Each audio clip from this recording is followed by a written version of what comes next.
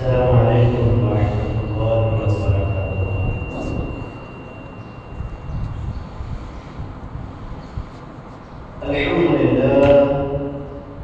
الحمد لله نحمده ونستعينه ونستغفره ونعوذ بالله من شرور أنفسنا ومن سيئات أعمالنا.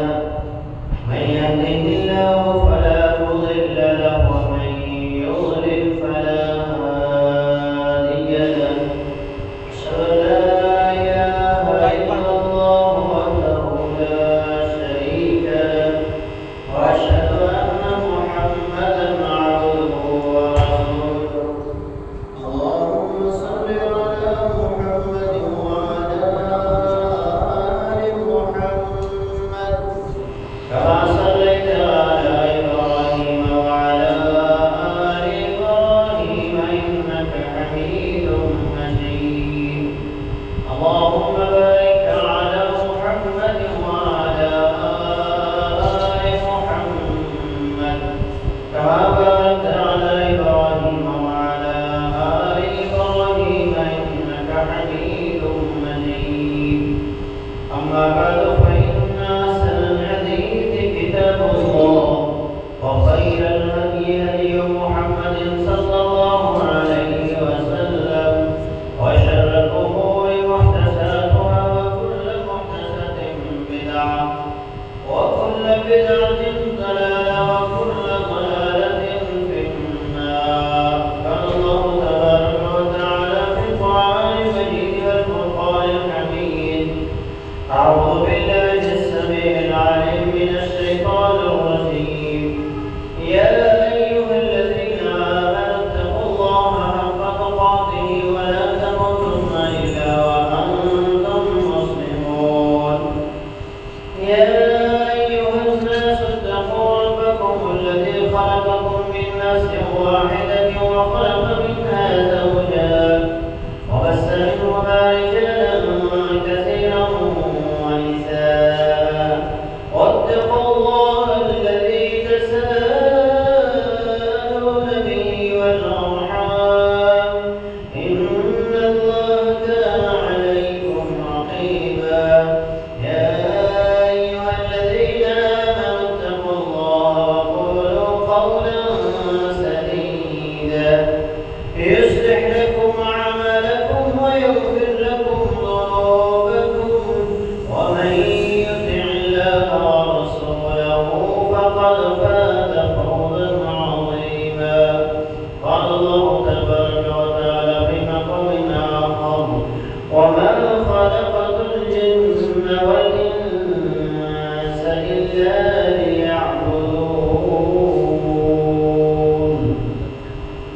तमाम किस्म की तारीफात को बढ़ाई अल्लाह जल्ल शानहू के लिए खास है। अल्लाह तबारक व तआला की बाकी तौबा बरकत हम्द व सना के बाद अनगिनत लतादार दुरूद व सलाम इमामुल अंबिया सय्यदुल अंबिया जनाब मुहम्मद रसूलुल्लाह सल्लल्लाहु अलैहि वसल्लम की रात दस्तक। बरादरान इस्लाम, दुनिया कायनात की हर नेमत अल्लाह रब्बुल आलमीन ने हमारे लिए पैदा करवाई है और हमें फकत अपनी इबादत के लिए पैदा किया है। इबादत हर अमल को कहते हैं जिसके करने का अल्लाह तबारक व तआला ने हुक्म दिया और इंसान उसकी बजा आदरी करे और हर वो काम जिससे अल्लाह रब्बुल आलमीन ने मना किया और इंसान रुक जाए जिसे नेकी कहते हैं, जिसे इबादत कहते हैं। नेकियों के हवाले से मुसलसल हमारी गुफ्तगू जारी है कि नेक अमाल के इंसान को दुनिया में क्या फ़वाइद मिलते हैं। आज भी इंशाअल्लाह अज़ीज़ नेकियों के फ़वाइद के हवाले से गुफ्तगू होगी।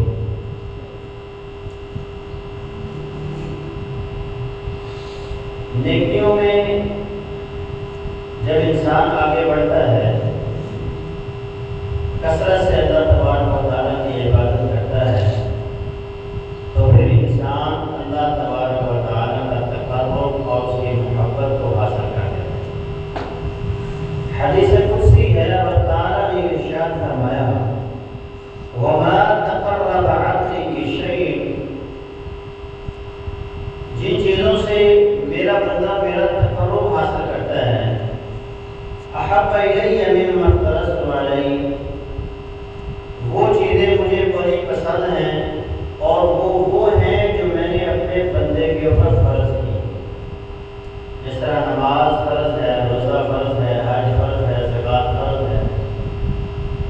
جو کام اللہ نے ہمارے اوپر فرض کیے ہیں، جب ہم ان کی تکمیل کرتے ہیں، ان کی ادائیگی کرتے ہیں، ان پر ہمیشگی کرتے ہیں، تو ہم اللہ تبارک و تعالیٰ کا تقرب حاصل کریں۔ اور آگے فرمایا نبی علیہ السلام نے، اللہ فرماتا ہے وَمَا يَزَالُ عَبْدِي يَتَقَرَّبُ إِلَيَّ بِالنَّوَافِلِ حَتَّى أُحِبَّهُ، اور ہمیشہ میرا بندہ فرائض کے ساتھ نوافل کی پابندی بھی کرتا ہے، اور وہ نوافل کے ذریعے میرا تقرب حاصل کرنے کی کوشش کرتا ہے، اور وہ پھر اس مقام پر پہنچ جاتا ہے حتی احبہ، صرف اسے میرا تقرب بھی نہیں ملتا بلکہ میں اس سے محبت کرنے لگ جاتا ہوں۔ اور جب اللہ اپنے بندے سے محبت کرتا ہے تو پھر کیا ہوتا ہے؟ آگے اللہ تبارک و تعالیٰ نے ارشاد فرمایا فَإِذَا أَحْبَبْتُهُ، جب میں اپنے بندے سے محبت کروں گا، كُنتُ سَمْعَهُ الَّذِي يَسْمَعُ بِهِ، پھر میں اپنے بندے کے کان بن جاؤں گا جن کانوں سے وہ سنتا ہے۔ اور آگے فرمایا وَبَصَرَهُ الَّذِي يُبْصِرُ بِهِ، پھر میں اس کی آنکھیں بن جاتا ہوں جن آنکھوں سے وہ دیکھتا ہے۔ وَيَدُهُ الَّتِي يَبْطِشُ بِهَا، پھر میں اس کے ہاتھ بن جاتا ہوں جن ہاتھوں سے وہ پکڑتا ہے۔ وَرِجْلَهُ الَّتِي يَمْشِي بِهَا، پھر میں اس کے پاؤں بن جاتا ہوں، اس کے ٹانگیں بن جاتا ہوں جن کے ساتھ وہ چلتا ہے۔ اس کا مطلب یہ ہے کہ پھر اس کی آنکھیں، اس کے کان، اس کے ہاتھ، اس کے پاؤں، اس کے جسم کا ایک ایک اعضاء جو ہے وہ اللہ تبارک و تعالیٰ کی فرمانبرداری کرتا ہے۔ یہ نہیں کہ وہ خود راہ بن جاتا ہے، یہ ہے یہ مقام، یہ عزت، یہ شرف اللہ اس بندے کو عطا کرتا ہے کہ جب وہ اللہ کی فرمانبرداری اس قدر کرتا ہے، پھر اس کے کان کسی غیر شرعی بات کو کبھی نہیں سنتے، پھر اس کی آنکھیں جو ہے وہ غیر شرعی چیزوں کو کبھی نہیں دیکھتے، پھر اس کے ہاتھ جو ہے وہ کسی حرام کام کی طرف نہیں بڑھتے، پھر وہ اس کے پاؤں جو ہے وہ کسی حرام کام کے لیے کبھی نہیں چلتے۔ اس کے جسم کا ایک ایک اعضاء اللہ کی فرمانبرداری کے اوپر لگ جاتا ہے۔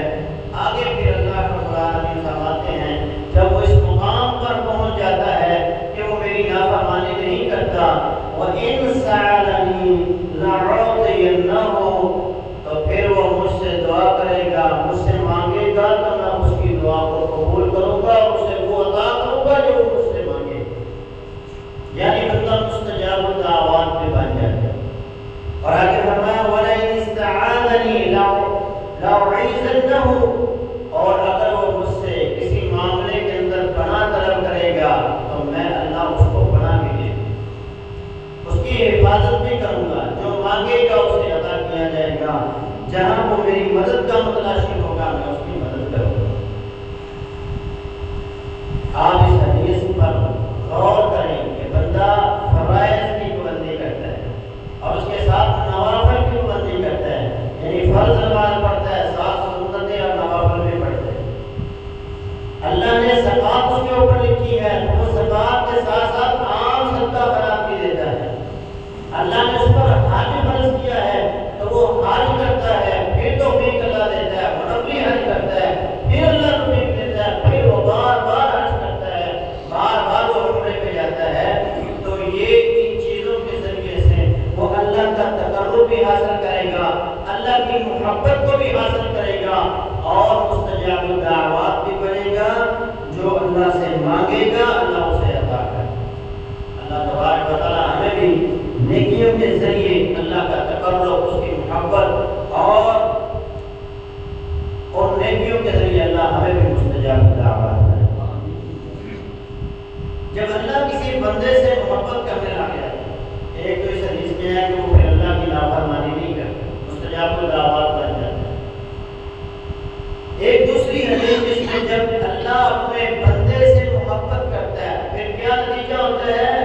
رسول اللہ صلی اللہ علیہ وسلم فرماتے ہیں اللہ سیدنا جبریل کو بلاتے ہیں اور سیدنا جبریل سے کہتے ہیں اے جبریل انی احب فلانا فاحبه، اے جبریل میں اس بندے سے محبت کرتا ہوں تو بھی اس سے محبت کر۔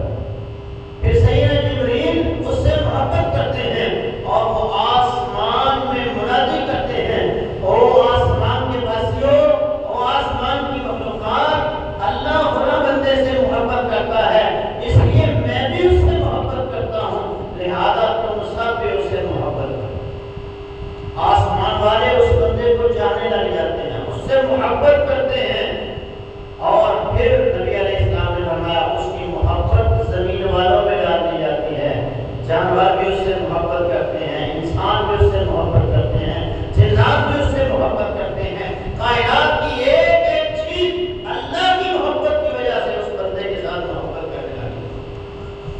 اللہ تبارک و تعالیٰ ہمیں بھی اپنا محبوب بنائے اور اللہ ہمیں ہم سے محبت فرمائے۔ ہم بھی اللہ سے اللہ کی محبت کا سوال کرتے ہیں، اللہ ہمیں اپنی محبت عطا فرمائے۔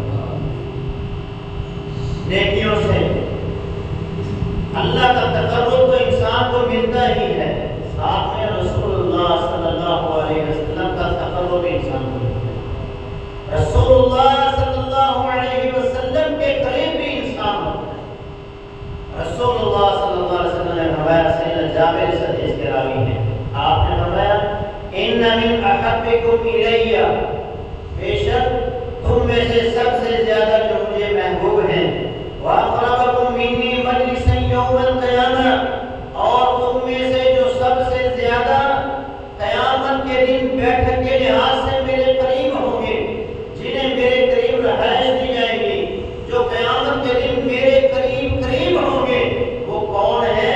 احاسنکم اخلاقا، جو تم میں سب سے اچھے اخلاق کے مالک، جن کی زبان بھی نرم ہے، جو زبان کے بھی اور کردار کے بھی غازی ہیں، اخلاق کے بہتر ہیں، ان کے ہاتھوں سے، ان کی زبان سے، ان کے رشتہ دار، ان کے دوست، ان کے عزیز و اقارب، اہل دار تمام محفوظ ہیں، اور لوگ اس کے اچھے اخلاق کی تعریف کرتے ہیں۔ اللہ کے رسول نے فرمایا ایسا بندہ قیامت کے دن میرے قریب ہو، اور اچھا اخلاق یہ نیکی ہے۔ رسول اللہ صلی اللہ علیہ وسلم سے پوچھا گیا نیکی کیا ہے، تو آپ نے فرمایا البر حسن الخلق، یاد رکھو نیکی اچھے اخلاق کا نام ہے۔ جس بندے کے پاس اخلاق ہے وہ بندہ مومن ہے، وہ بندہ نیک ہے، صالح ہے، اور جس بندے کا اخلاق درست نہیں ہے وہ نمازی ہی کیوں نہ ہو، وہ بڑا نیک ہو، تہجد گزار بھی کیوں نہ ہو، اس کی یہ عبادتیں قیامت کے دن ضائع ہو جائیں گی۔ کیسے؟ آپ نے ایک دفعہ ارشاد فرمایا تدرون من المفلس، جانتے ہو مفلس میری امت کا کون ہے؟ تو صحابہ نے کہا اللہ کے رسول جس کے پاس دل و دینار نہ ہو، مال و متا نہ ہو، دولت نہ ہو، جس کے پاس جمع پونجی نہ ہو، رہنے کے لیے گھر نہ ہو، اسے مفلس سمجھتے ہیں۔ آپ نے یہ مفلس نہیں ہے، مفلس میری امت کا وہ ہوگا یأتی یوم القیامت بصیام وزکات وصلاۃ، جو قیامت کے دن آئے گا نمازوں کے ڈھیر ہوں گے، اس کے پاس صدقات و خیرات کے ڈھیر ہوں گے، زکات کے ساتھ، حج کے ساتھ، عمرے کے ساتھ عبادات لے کر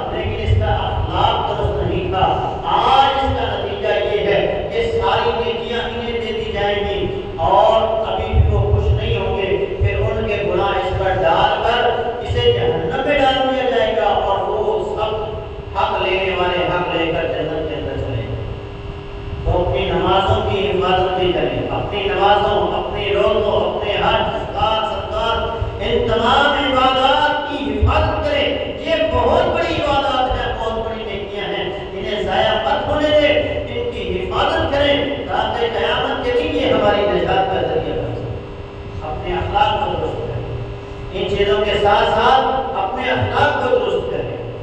درود پڑھنا یہ بھی بہت بڑی نیکی ہے، اور اس نیکی کے ذریعے بھی انسان اللہ کے رسول صلی اللہ علیہ وسلم کا تقرب حاصل کرتا ہے۔ رسول اللہ صلی اللہ علیہ وسلم کی حدیث ہے، آپ نے ارشاد فرمایا ان اول الناس بی یوم القیامہ اکثرهم علی صلاۃ، تم میں سے قیامت کے دن سب سے زیادہ جو میرے قریب ہوگا وہ مجھ پر دنیا میں کثرت سے درود پڑھنے والا، چلتے پھرتے اٹھتے بیٹھتے، اگر اتنا نہیں ہو سکتا تو کم از کم صبح کو 10 بار اور شام کو 10 بار درود پڑھیں۔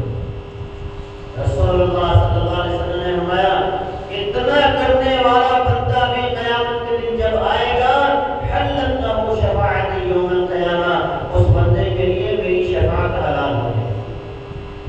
اب جس نبی کے ذریعے اللہ نے ہمیں بہترین امت قرار دیا، جس نبی کے ذریعے ہدایت ہم تک پہنچی ہے، اس کا اتنا تو فرض بنتا ہے کہ ہم صبح و شام اس پر 10 بار درود پڑھیں۔ جمعے والے دن کثرت کے ساتھ نبی اسلام پر درود پڑھیں، کیونکہ جمعے والے دن جتنا درود پڑھا جاتا ہے وہ تمام نبی اسلام پر پہنچایا جاتا ہے، اور آپ کو بتایا جاتا ہے آپ کی امت میں سے فلاں بن فلاں شخص نے آج آپ پر اتنا درود پڑھا۔ تو اس لیے جمعے والے دن کثرت کے ساتھ درود نبی اسلام پر پڑھا کریں۔ حضرت عبداللہ ابن مسعود اپنے شاگردوں کو کہا کرتے تھے تیرے درود کی اتنی تعداد ہونی چاہیے جمعے والے دن کہ وہ 1000 کو پہنچے، 1000 بار کم از کم تم نبی اسلام پر درود پڑھو۔ تو آپ اللہم صلی علی محمد وعلی آل محمد جتنا بھی پڑھ سکتے ہیں، اللہم صلی وسلم علی نبینا محمد، اللہم صلی علی نبی العمی، یہ درود بھی آپ پڑھ سکتے ہیں، یہ مختصر درود بتا رہا ہوں۔ صلی اللہ علیہ وسلم، یہ درود بھی آپ پڑھ سکتے ہیں، صلی اللہ علیہ وسلم، ایک صلی اللہ علیہ وآلہ وسلم، یہ کلمات بھی ہیں۔ ان میں سے کسی کے ساتھ بھی آپ نبی علیہ السلام پر درود پڑھیں، جمعے والے دن کثرت کے ساتھ نبی علیہ السلام پر درود پڑھیں، قیامت کے دن نبی علیہ السلام کا تقرب اور اس نیکی کے ذریعے آپ نبی علیہ السلام کے قریب ہوں گے۔ رسول اللہ صلی اللہ علیہ وسلم نے ایک اور نیکی بتائی، آپ نے فرمایا جو بندہ 2 بچیوں کی پرورش کرے گا، ایک حدیث میں فرمایا 2 بہنوں کی جو بندہ کفالت کرے گا، 2 بیٹیوں کی پرورش کرنے والا، 2 بہنوں کی پرورش کرنے والا، اور اسی طرح آپ نے فرمایا جو یتیم بچوں کی کفالت کرنے والا ہے، ان کے سر پر دست شفقت رکھنے والا ہے۔ میرے حبیب نے فرمایا انا وکافر الیتیم فی الجنۃ ہکذا، میں اور یتیم کی کفالت کرنے والا، میں اور 2 بچیوں کی پرورش کرنے والا، میں اور 2 بہنوں کی پرورش کرنے والا جنت میں ایسے ہوں گے جیسے یہ 2 ہوئی ہیں۔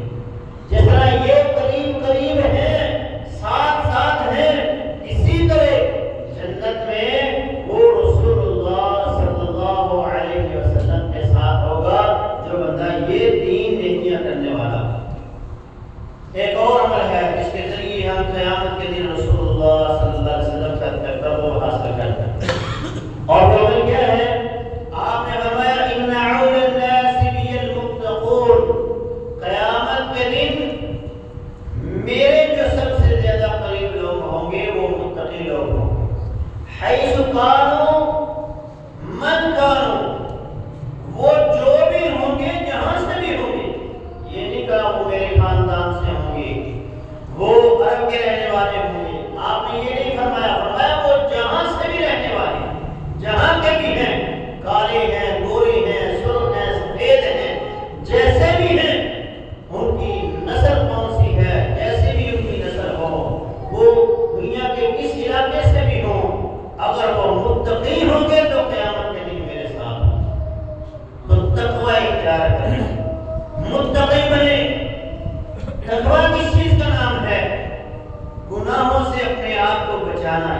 اللہ تبارک و تعالیٰ کا ڈر اور خوف اپنے دل میں پیدا کرنا یہ بھی تقویٰ ہے، اللہ کے دین پر عمل کرنا یہ بھی تقویٰ ہے، موت کے دن کے لیے تیاری کرنا یہ بھی تقویٰ ہے، جو اللہ نے دیا ہے اس پہ راضی رہنا، خوش رہنا یہ بھی تقویٰ ہے۔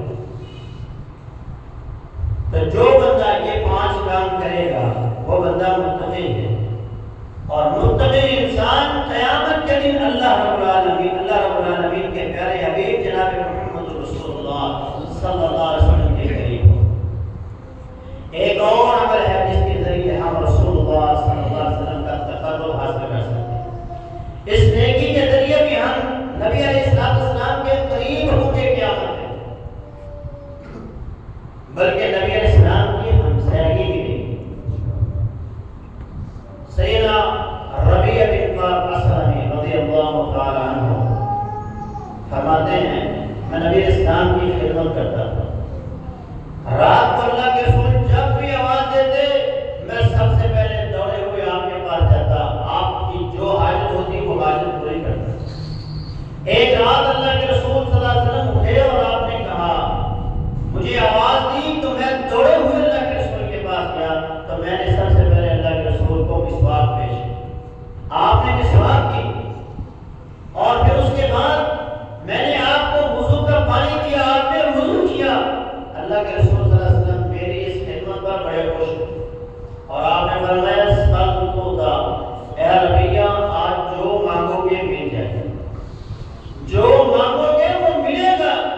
تو سیدنا ربیع رضی اللہ تعالیٰ عنہ نے سوچنے کے بعد کہا اللہ کے رسول دنیا مانگوں گا تو یہ دنیا ادھر ہی رہ جائے گی، میں تو آپ سے مانگتا ہوں اسألک مرافقتک فی الجنہ، مجھے تو جنت میں آپ کی ہمسایگی چاہیے۔ آپ نے میں یار چھوڑو یہ بڑا مشکل عمل ہے، تم کوئی چھوٹا موٹا کام کوئی اور غیر ذالک اس کے علاوہ کچھ مانگو، میں اللہ سے مانگتا ہوں دعا کرتا ہوں اللہ عطا کرتا ہے۔ کہتا نہیں دینا ہے تو پھر یہی دے، اس کے علاوہ مجھے اور کچھ نہیں۔ نبی علیہ السلام نے پھر کہا اے ربیع فاعِنِّی علی نفسک بکثرۃ السجود، پھر جہاں فرض پڑتا ہے وہاں سنتوں کا اہتمام کر، نوافل کا اہتمام کر، کثرت کے ساتھ نوافل پڑھ، ان نوافل کی برکت سے اللہ تمہیں جنت میں میرے ساتھ کھڑا کر۔ جیسے رب الیدین سنت ہے، اسی طرح ظہر کی سنتیں، فجر کی سنتیں، عصر کی سنتیں، مغرب کی سنتیں، عشاء کی سنتیں، یہ بھی نبی اسلام کی سنت ہے۔ جس طرح آمین اونچی کہنا یہ سنت ہے، اس طرح یہ بھی آواز سنت۔ ان سنتوں پر بھی عمل کرتے جائیں، ان سنتوں پر عمل کرتے جائیں، قیامت کے دن نبی علیہ السلام کا ساتھ نصیب ہو جائے گا، جنت میں نبی اسلام کے گھر کے ساتھ گھر نصیب ہو جائے گا۔ اور نبی اسلام کو جو گھر ملنا ہے وہ کہاں ملنا ہے؟ وہ جنت میں سب سے اعلیٰ مقام جو ہے جنت الفردوس، جس کے اوپر اللہ رب العالمین کا عرش ہے، اور جنت الفردوس میں بھی آپ کو وہ مقام ملنا ہے جسے مقام وسیلہ کہا جاتا ہے۔ وہ جنت میں سب سے اعلیٰ مقام ہے، اس کے اوپر اللہ کا عرش ہے۔ نبی علیہ السلام اللہ کے قریب ہوں گے، اور جو ان اعمال کو کرنے والا ہے، سنت کی ادائیگی پر ہمیشگی کرنے والا ہے، وہ بندہ نبی اسلام کے ساتھ ہوگا۔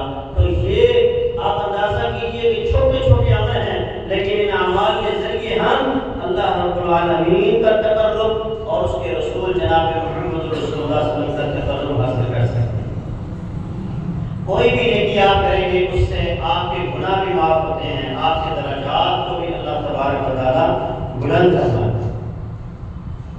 اذان دینا ایک عمل ہے، نبی علیہ السلام نے ہمیں اس کی اتنی فضیلت ہے کہ اگر تمہیں پتہ چل جائے تو تم لوگ ایک دوسرے کے گریبان کو پکڑ لو کہ اذان میں نے دی۔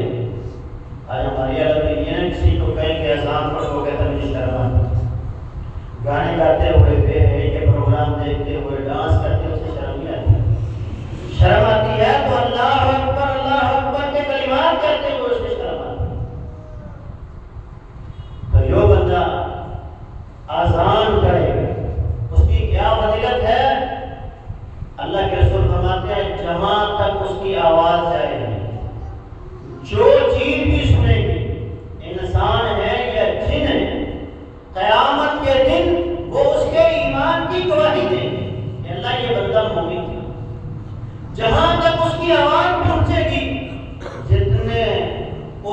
علاقے کے اندر اس نے گناہ کیے ہوں گے اللہ وہ سارے گناہ معاف کر دے. اور ایک اس کا معنی مفسرین نے یہ بھی بیان کیا کہ جہاں تک اس کی آواز جائے گی اتنی اللہ اسے بخشش عطا کریں گے کہ جہاں تک آواز پہنچ رہی ہے اتنی بخشش دی جائے گی, اس کے گناہ بھی رکھے جائیں گے اور ساتھ میں بخشش بھی رکھی جائے گی اور دیکھا جائے گا گناہ کتنے ہیں بخشش کتنی ہے اسی حساب سے اس کا فیصلہ کیا. اور اذان دیا کریں یہ بڑا عظیم عمل ہے. اب ایک بندہ اذان پڑھتا ہے, اب سارے تو اذان نہیں پڑھ سکتے, ایک اذان پڑھے, سننے والوں کو بھی اللہ کے رسول نے محروم نہیں رکھا. فرمایا جو سنتا ہے وہ اسی طرح کہے جیسے مؤذن کہتا ہے, اور جب حی علی الصلاۃ حی علی الفلاح پر پہنچتا ہے تو وہ کہے لا حول ولا قوۃ الا باللہ. اس کے بعد وہ نبی اسلام پر درود پڑھے اور جو دعا ہم پڑھتے ہیں یہ سنتے ہیں اللہم رب هذه الدعوۃ التامۃ والصلاۃ القائمۃ, یہ والی دعا ہے. اس دعا کو جو بندہ پڑھ لیتا ہے اللہ کے رسول صلی اللہ علیہ وسلم فرماتے ہیں وہ میرے لیے وہاں مقام وسیلہ اللہ سے مانگتا ہے تو قیامت کے دن میری شفاعت اس بندے کے لیے حلال ہوگی. میں اپنے اس بندے کے لیے قیامت کے دن بخشش اور اللہ رب العالمین سے لوں گا اور اس کی سفارش کر کے اسے جنت لے کر دوں. تو اس دعا کو بھی پڑھیں. اذان جب ہوتی ہے تو اذان کا جواب دیا کریں, سنا کریں غور سے, اور جیسے جیسے مؤذن کہتا ہے ویسے ویسے کلمات کو دہرایا کریں. اذان ہوتی ہے تو ہمیں یہ اطلاع ملتی ہے بھائی نماز کا ٹائم ہو گیا ہے. تو سب سے پہلا کام کیا کرنا ہوتا ہے, ہم نے وضو کرنا. اب بسم اللہ پڑھ کے ہم نے وضو شروع کیا, ہاتھوں کو دھویا, اللہ کے رسول فرماتے ہیں ہاتھوں کے گناہ معاف, یہاں تک کہ ناخنوں کے نیچے جو گناہ ہوں گے انہیں بھی اللہ معاف کرتا. پھر جب وہ منہ میں پانی ڈالتا ہے کلی کرتا ہے اللہ منہ کے سارے گناہ معاف کر دیتے ہیں. ناک میں پانی ڈالتا ہے ناک کے گناہ معاف ہو جاتے ہیں. چہرہ دھوتا ہے چہرے کے معاف ہو جاتے ہیں. یہاں تک کہ اللہ کے رسول نے فرمایا آنکھوں کی پلکوں کے نیچے جو گناہ ہوتے ہیں وہ بھی اللہ معاف کر دیتے ہیں. جب وہ بازو دھوتا ہے بازو کے معاف, سر کا مسح کرتا ہے سر کے گناہ معاف, اور جب وہ پاؤں کو دھوتا ہے تو اللہ پاؤں کے گناہوں کو معاف کر دیتا ہے. اور پھر جب وہ وضو کرنے کے بعد اشہد ان لا الہ الا اللہ وحدہ لا شریک لہ واشہد ان محمدا عبدہ ورسولہ پڑھتا ہے تو اللہ کے رسول صلی اللہ علیہ وسلم نے فرمایا اس کے لیے جنت کے 8 دروازوں کو کھول دیا جاتا ہے اور اسے کہا جاتا ہے جس مدی دروازے سے جنت میں داخل ہو.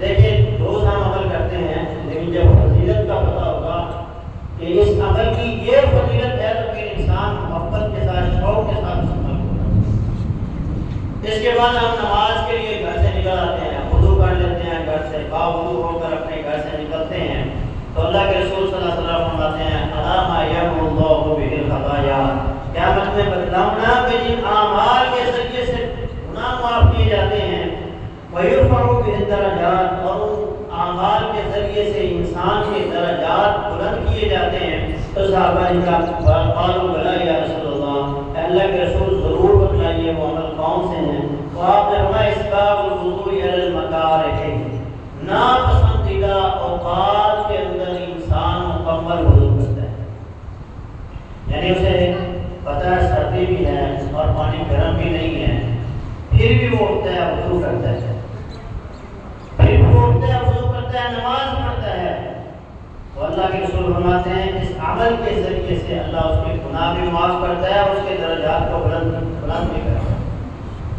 فَكَثْرَةُ الْخُطَاءِ إِلَى الْمَسَاجِدِ, مسجدوں کی طرف پیدل چل کے آنا, کثرت سے مسجد کی طرف پیدل چل کے آنے والا بندہ اس کے ہر قدم پر اللہ گناہ بھی معاف کرتے ہیں, اس کے درجات کو بھی بلند کرتے ہیں اور اس کے نامہ اعمال کے اندر نیکیاں بھی لکھی جاتی ہیں. وَإِنْتَظَارُ الصَّلَاةِ بَعْدَ الصَّلَاةِ, ایک نماز اس نے پڑھ لی دوسری نماز کے انتظار میں ہے کہ میں نے فجر کی نماز پڑھی ہے, اسے آج تھا کہ میں نے جمعہ پڑھنا ہے, وہ تیاری کرتا ہے کوشش کرتا ہے سب سے پہلے آنے کی کوشش کرتا ہے. یہ انتظار جو کر رہا ہے وہ اللہ کے رسول نے فرمایا وہ ایسے ہی ہے جیسے نماز کی حالت میں. جتنا نماز پڑھنے کا ثواب ملے گا اتنا اس انتظار کا بھی اللہ اسے ثواب عطا فرمائیں گے. اور آگے آپ نے فرمایا فذالکم الرباط, یہ ایسے ہی ہے جیسے انسان میدان جہاد کے اندر دشمن کے سامنے پہرا دیتا ہے, یہ ایسے ہی ہے جو بندہ اپنے وضو کی حفاظت کر رہا ہے اور جو بندہ مسجد کی طرف پیدل چل کے آ رہا ہے نماز کے بعد دوسری نماز کے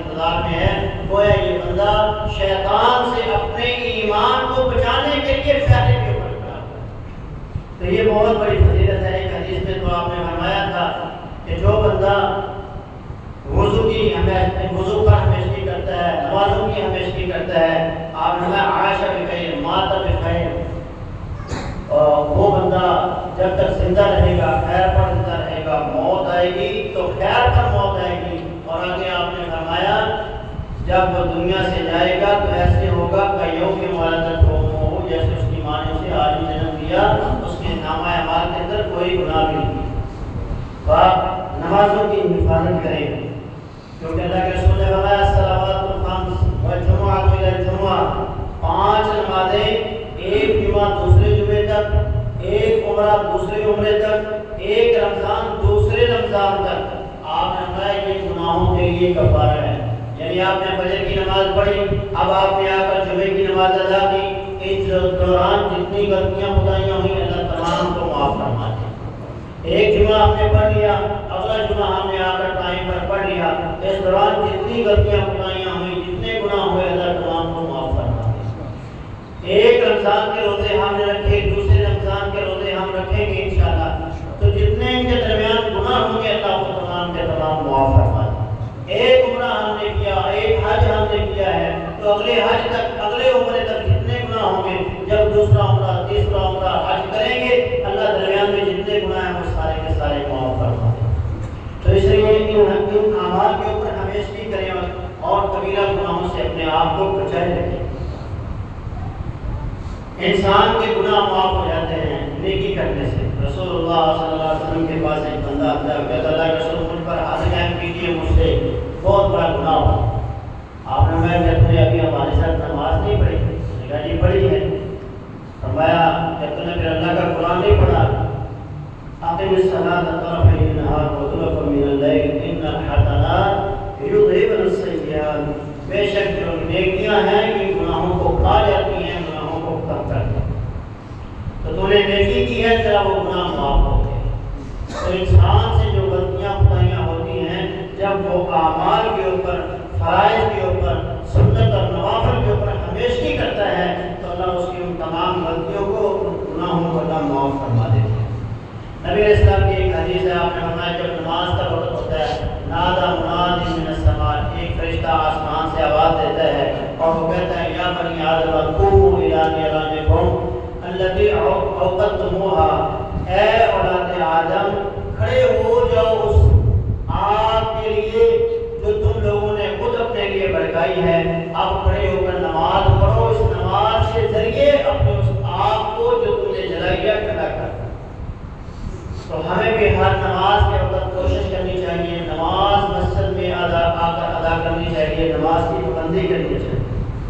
نبی علیہ السلام نے عورتوں کو ایک دفعہ خطاب کرتے ہوئے فرمایا یا معاشر النساء تصدقنا انی ارید اکثر اہل النار، اے عورتوں کی جماعت کی عید کے دن آپ نے عورتوں کو خطبہ دیا اور آپ نے فرمایا اے عورتوں کی جماعت اللہ کے راستے میں صدقہ کرو، میں جہنم میں تم کی تعداد مردوں سے زیادہ دیتا ہوں، تم مردوں سے زیادہ جہنم میں ہو۔ تو نے کہا اللہ کے رسول وجہ کیا ہے؟ آج میں 2 مین وجہ ہے، ایک آمن کی ناشکری کرتی ہو، ایک اللہ کی ناشکری کرتی ہو۔ تو اللہ کی ناشکری بھی نہیں کرنی اور اپنے خاندان کی ناشکری بھی نہیں کرنی، اور اس کے علاوہ صدقہ کرو ولو بشق تمرۃ، اگرچہ تمہیں جہنم سے بچنے کے لیے کھجور دے کر ہی اپنے آپ کو بچانا، تو صدقہ دے کر انسان کو جہنم سے اپنے آپ کو بچا سکتا ہے۔ یہ بھی نہیں، نیکی کرنے والا انسان جب موت کے قریب ہوتا ہے، موت کا فرشتہ اس کے پاس آتا ہے تو آ کر اسے وہ بشارتیں دیتا ہے، آ کر اسے وہ سلام پیش کرتا ہے۔ قرآن کہتا ہے الذین تتوفاهم الملائکۃ طیبین، نیک لوگوں کے پاس، طیب پاکیزہ لوگوں کے پاس، اللہ کی فرما برداری کرنے والے لوگوں کے پاس جب ملک الموت آتے ہیں اور جنت کے فرشتے آتے ہیں اور آ کر کہتے ہیں یقولون سلام علیکم ادخلوا الجنۃ بما کنتم تعملون، آج تم پر سلامتی ہو، آج تم پر سلامتی ہو، تمہیں سلام پیش کیا جا رہا ہے اور اللہ کی جنتوں میں داخل ہو جاؤ جو تم نیک عمل دنیا میں کرتے ہو۔ تو نیک عمل کرنے والے کو موت کے وقت فرشتے سلام پیش کریں اور اس کی روح کو اس کے جسم سے نکال کر جنتی لباس، جنتی کفن کے اندر لپیٹ لیا جاتا ہے، آسمان پر چڑھایا جاتا ہے، ہر آسمان کے فرشتے اسے اہلا و سہلا مرحبا کہتے ہیں، پھر وہ مقام علیین کے اندر جاتا ہے، وہاں اس کی حاضری لگ جاتی ہے، دنیا میں واپس اس کی روح آ جاتی ہے، پھر اس کے جنازے کو اٹھا لیا جاتا ہے اور قبر میں پہنچا دیا جاتا ہے، قبر میں پہنچتا ہے تو پھر اس کے ساتھ کیا ہوتا ہے؟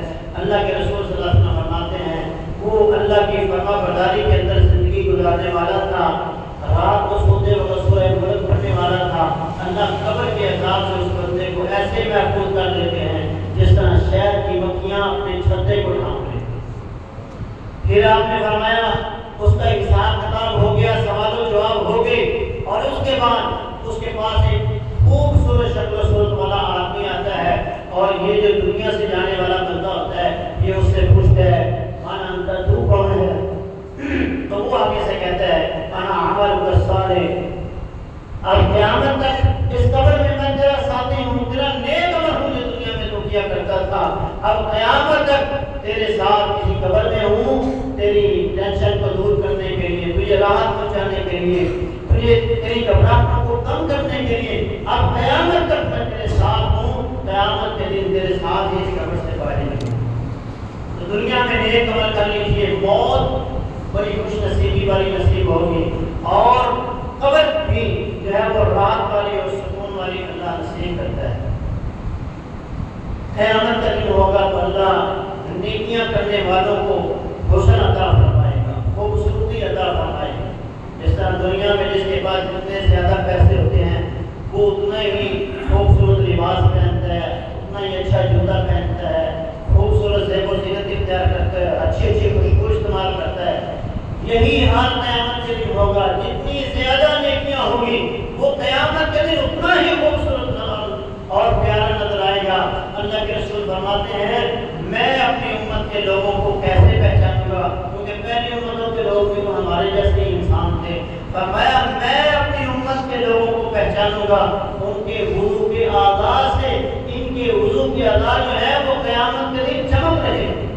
اور آپ نے فرمایا انسان کو، مومن کو اللہ زیور پہنائے گا، اور زیور کی چمک ہوگی، خوبصورتی ہوگی، جہاں جہاں تک اس کے وضو کا پانی جاتا تھا وہاں وہاں تک اس کو زیور پہنایا جائے گا، اور اس سے روشنی نکلے گی، اور اس روشنی کے اندر وہ قیامت کے جو اندھیرے ہیں ان سے اپنے آپ کو کامیاب اور کامران کروائے گا۔ دنیا میں نمازیں پڑھیں، وضو کریں، تاکہ قیامت کے دن یہ چہرے، یہ ہاتھ، یہ پاؤں چمک رہے ہوں، اور اللہ کے رسول دور سے ہی پہچان لیں گے یہ میرا امتی آ رہا ہے۔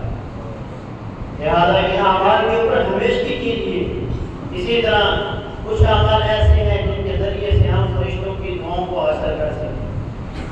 قرآن مجید میں اللہ تبارک و تعالیٰ ارشاد فرماتے ہیں جن فرشتوں نے اللہ کے عرش کو اٹھایا ہوا ہے جو وہ مومنوں کے لیے دعائیں کرتے ہیں، ایسی دعائیں وَيَسْتَغْفِرُونَ لِلَّذِينَ آمَنُوا، وہ ایمان والوں کے لیے بخشش مانگتے ہیں اور کہتے ہیں ربنا وسعت كل شيء رحمة وعلما، اے اللہ تیری رحمت جو ہے ہر چیز کے اوپر وسیع ہے، ہر چیز سے بڑی ہے، تیرا علم ہر چیز کا احاطہ کیے ہوئے ہے۔ فاغفر للذین تابوا، اے اللہ تیرے وہ بندے جنہوں سے گناہ ہو گئے اور وہ تجھ سے توبہ کرتے ہیں تو انہیں معاف فرما دے، واتبعوا سبیلک، اور انہوں نے تیرے بتائے ہوئے رستوں پہ زندگی گزاری ہے، تیرے بتائے ہوئے رستوں کی پیروی کی ہے، وقیہم عذاب الجحیم، اے اللہ ان کو جہنم کے عذاب سے بھی محفوظ کر۔ آپ دیکھیے عرش کو اٹھانے والے فرشتے، عرش کے ارد گرد جتنے فرشتے ہیں وہ تمام کے تمام ہمارے لیے بخشش اور مغفرت اور جہنم سے آزادی کی دعائیں مانگتے ہیں۔ تب جب ہم خود اللہ سے بخشش مانگیں، جب ہم اللہ اس کے رسول کے بتائے ہوئے طریقوں پر چلیں، جہاں اللہ نے عمل کرنے کا حکم دیا، نیکی کرنے کا حکم دیا، اس نیکی کو کرتے ہیں، اور جس گناہ سے اللہ نے ہمیں روک دیا اس گناہ سے ہم اپنے آپ کو روک لیتے ہیں، تو وہ فرشتے جو ہیں وہ ہمارے لیے بخشش اور مغفرت کی دعائیں کرتے ہیں۔ اسی طرح جب ہم نماز پڑھتے ہیں، نماز پڑھنے کے بعد اپنی اسی جگہ پر بیٹھے رہتے ہیں تو فرشتے ہمارے لیے جب تک ہمارا وضو نہیں ٹوٹتا اس وقت تک ہمارے لیے بخشش مغفرت کی دعائیں کرتے ہیں اور کہتے ہیں اللہ اس کو معاف کر دے، اس پر رحم فرما۔ تو نماز کے بعد فوراً دوڑنا لگا دیا کریں، 2-4 منٹ بیٹھ کے وہاں اذکار پڑھا کریں. جتنی دیر بیٹھے رہیں گے اللہ کے فرشتے آپ کے لیے دعائیں کرتے رہیں گے. اسی طرح جب آپ اپنے کسی مسلمان بھائی کی عدم موجودگی میں اس کے لیے دعا کرتے ہیں، وہ بندہ یہاں موجود نہیں ہے، آپ اس کے لیے دعا کر رہے ہیں، اللہ میرا فلاں بھائی تھا، فلاں بھائی ہے، وہ پریشان ہے، وہ مصیبت کے اندر ہے، وہ دکھ کے اندر ہے، اللہ اس کی تکلیف کو، اس پریشانی کو دور کر دے، اللہ اس کے لیے آسانیاں بنا. تو وہ فرشتہ اس کے ساتھ کے پاس کھڑا ہو کے کہتا ہے اللہ یہ جو اس کے لیے مانگ رہا ہے پہلے اس کو ادا کر. تو آپ فرشتوں کی دعاؤں کو اس ذریعے سے بھی حاصل کر سکتے ہیں کہ آپ اپنے مسلمان بھائیوں کے لیے دعا کریں. رات کو سونے سے پہلے وضو کر کے سوئیں گے تو فرشتہ آپ کے لیے بشر مغفرت کی دعائیں کریں گے. آپ دنیا کے کاموں سے وقت نکال کر اللہ کی طرف آئیں گے تو پھر اللہ آپ کو کیا عطا فرمائے گا. رسول اللہ صلی اللہ علیہ وسلم کی حدیث ہے، حدیث قدسی ہے. اللہ ارشاد خود فرماتے ہیں یا ابن آدم تفرغ لعبادتی، اے ابن آدم اپنے کاموں سے میرے لیے وقت نکالنا. اپنی فیکٹری سے اٹھ کے میرے لیے نماز پڑھنے کے لیے آ جاؤ، جمعہ پڑھنے کے لیے آ جاؤ. اپنے کام کو، اپنی بیٹھک کو، اپنی دکان کو چھوڑ کر میرے لیے آ جاؤ. میں کیا کروں گا؟ املأ صدرک غنى، میں تیرے سینے کو مالا مال کر دوں گا، تجھے غنی کر دوں گا، تجھے دنیا کی کسی چیز کی پرواہ نہیں ہوگی، تجھے مالا مال کر دوں گا. وَأَسُدَّ فَقْرَكَ، اور تیری فقیری کو، محتاجی کو، غربت کو ختم کر دوں. اور آگے اللہ فرماتا ہے وَإِن لَّمْ تَفْعَلْ، اور اگر تُو نے ایسا نہ کیا، کام کرتا رہا، پھر نتیجہ کیا ہوگا؟ پوری فیملی بھی کام کرے گی تو پھر بھی پوری نہیں پڑے گی. اللہ فرماتا ہے وَإِن لَّمْ تَفْعَلْ فَلَا يَدَكَ شُغْلًا، اگر تو نے میرے لیے عبادت کے لیے وقت نہ نکالا تو پھر میں کیا کروں گا؟ تیرے ہاتھوں کو مشغول کر دوں گا. پھر نہ بیوی کے لیے ٹائم، نہ ماں کے لیے ٹائم، نہ بہن کے لیے ٹائم، نہ بھائیوں کے لیے ٹائم، نہ اولاد کے لیے ٹائم، نہ دوستوں کے لیے ٹائم. پھر ٹائم نہیں ہوگا اس کے پاس. کام دن رات لگا ہے کام کرنے کے اندر، پورے گھر کے افراد لگے ہیں کام کے اندر. اور مہینے کے بعد جب نوبت آتی ہے تو لاکھ 2 لاکھ کا مقروض ہوتا ہے. یہ اللہ رب العالمین نے خود فرمایا ہے کہ اگر تم نے ایسا نہ کیا تو تیرے ہاتھوں کو کاموں سے بھر دوں گا. وَلَمْ أَسُدَّ فَقْرَكَ، اور تیری غربت کو، تیری محتاجی کو، تیری فقیری کو بھی ختم نہیں کروں گا، وہ تیرے ساتھ چلتی رہے. تو اس لیے اللہ کے لیے اپنے کاموں کو چھوڑ کر آنا، عبادت کرنا، عبادت کے لیے وقت نکالنا ہماری دنیا کو بھی بہتر بنائے گا، ہماری آخرت کو بھی بہتر بنائے گا. اقول قولی ھذا استغفر اللہ علی و لکم.